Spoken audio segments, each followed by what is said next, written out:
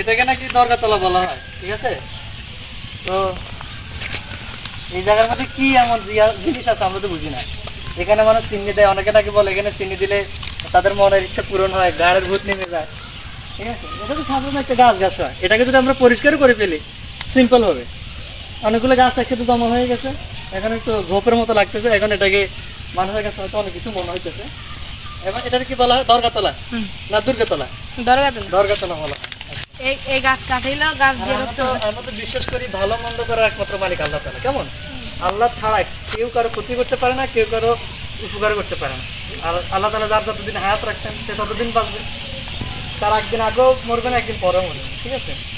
এই জায়গার মধ্যে এরকম ঘিরে দিয়ে রাখছে। এখানে কাটার অংশ আছে, আর গাছের ওই গোড়াটাও ওদিকে কাটা আছে অনেকগুলো। এটা যদি পুরোপুরি আমরা কেটে ফেলতে পারি, পরিষ্কার করতে পারি, তাহলে এখানে শিরকের যে আস্তানা সেটা হবে না। মানুষের একটা কুসংস্কার এখানে জমা হয়েছে, যেখানে কেউ কিছু করতে পারে না, এখানে কোনো কিছু পড়াইতে পারে না, ঠিক আছে? এগুলো তো কোনো কিছু হিন্দুদের বিশ্বাস, মুসলমানদের তো বিশ্বাস থাকতে পারে না, ঠিক আছে?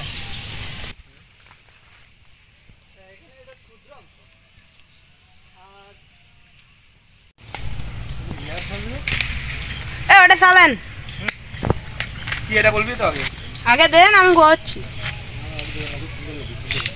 ও দুটো ধরে নিয়ে আসেন হবে, দুটোই ছিঁড়েন হুজুর।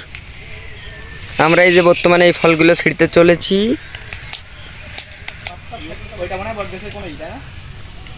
ওই বটগাছে একটা পাও দেখা গেছে, বুঝছো? এটা এই হুজুর এই সাইজে বেশি ফল বট গাছ।